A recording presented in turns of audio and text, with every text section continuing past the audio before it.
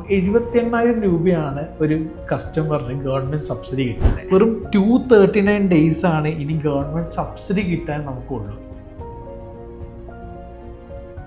Thank you. Almost 2500+ സൈറ്റാണ് നമുക്ക് ചെറിയൊരു കാലയളവിൽ സൂര്യപ്രഭ സോളാറിന് കേരളത്തിൽ സബ്സിഡി സ്കീം വഴി ചെയ്യാൻ പറ്റിയത്.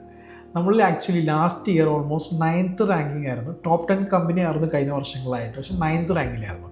ലാസ്റ്റ് ഒരു 1 month ആയിട്ട് നമുക്കൊരു 7th റാങ്കിങ്ങിലോട്ട് ഹൈ റേസ് ചെയ്യാൻ പറ്റിയിട്ടുണ്ട്. സോ അത് ഏറ്റവും കൂടുതൽ സപ്പോർട്ട് ചെയ്യുന്നത് നമ്മുടെ ട്രിവാൻഡ്രം, കാലിക്കറ്റും കാസർഗോഡ് ബ്രാഞ്ചസാണ്. അതുപോലെ തന്നെ കൊച്ചി ബ്രാഞ്ചസും. പക്ഷേ നമ്മൾ റീസെൻ്റ്ലി ആണ് ട്രിവാൻഡ്രം, ട്രിവാൻഡ്രം തുടങ്ങിയിട്ട് എങ്ങനെ തോന്നുന്നു ഒരു 3 വർഷത്തിന് മുകളിലായി. കാലിക്കറ്റ് ഒരു 2 years ആയിട്ടുള്ളൂ. കാസർഗോഡ് നമ്മൾ റീസെൻ്റ്ലി തുടങ്ങിയത്. പക്ഷേ അവിടെ നിന്നെല്ലാം കിട്ടി നമുക്ക് കസ്റ്റമേഴ്സിന് സപ്പോർട്ട് കൊണ്ടാണ് നമുക്ക് ഇത്രയും വലിയൊരു അച്ചീവ്മെൻറ്റ് ചെയ്തെടുക്കാൻ പറ്റിയത്. അപ്പോൾ എല്ലാവർക്കും എനിക്ക് തോന്നുന്നു ഇത്രയും പെട്ടെന്ന് ആൾക്കാർ ഈ ഒരു ഇൻഡസ്ട്രീനെ അക്സെപ്റ്റ് ചെയ്യാനും ഇത്രയും പെട്ടെന്ന് നമുക്ക് ഇത്രയും പെട്ടെന്ന് സോളാർ ചെയ്യാനുള്ളൊരു കാരണം എന്ന് പറഞ്ഞാൽ സബ്സിഡി തന്നെയാണ്. കാരണം 78,000 രൂപയാണ് ഒരു കസ്റ്റമറിന് ഗവൺമെൻറ് സബ്സിഡി കിട്ടുന്നത്. അപ്പോൾ ഓൾമോസ്റ്റ് ഒരു 2.2 lakhs ആണ് ഇപ്പോൾ 3 kilowatt പ്രൈസ് വരുന്നത്. അതിൽ 78,000 സബ്സിഡി എന്ന് പറയുമ്പോൾ ഒരു 140 അണ്ടറിലൊക്കെയാണ് നല്ലൊരു സോളാർ പവർ പ്ലാന്റ് മാർക്കറ്റിൽ ചെയ്യാനായിട്ട് കസ്റ്റമറുടെ കോസ്റ്റ് വരുന്നുള്ളൂ.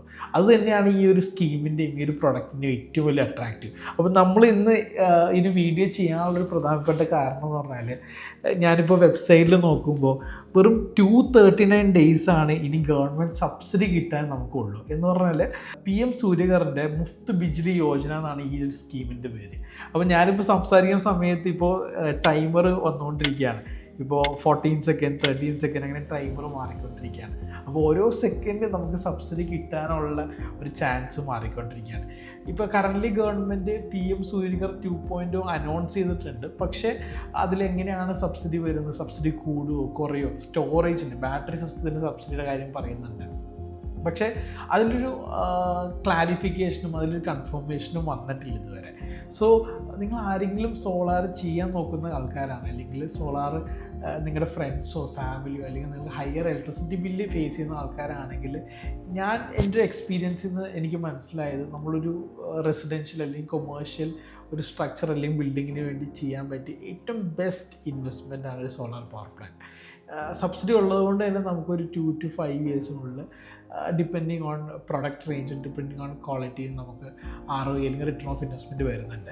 അപ്പോൾ സോളാർ ചെയ്യാൻ നോക്കുന്ന ഒരു കസ്റ്റമറിനോ അല്ലെങ്കിൽ ഒരു അപ്രോക്സിമേറ്റ് ക്ലയൻസിനോ ഈ ഒരു വീഡിയോ ഹെൽപ്ഫുൾ ആവും വിചാരിക്കുന്നു. നിങ്ങൾക്ക് എന്തെങ്കിലും സോളാറിനെ കുറിച്ച് ഡൗട്ട്സ് കാര്യങ്ങളുണ്ടെങ്കിൽ ജസ്റ്റ് ഒന്ന് കമൻറ്റ് ഓൺ ചെയ്യും. നമ്മൾ ഇനിയും ഇങ്ങനത്തെ ഇൻഫോർമേറ്റീവ് വീഡിയോസ് നിങ്ങളടുത്ത് എത്തിക്കാൻ നമ്മൾ ശ്രമിക്കുന്നതാണ്. So thank you for choosing Suryaprabha solar.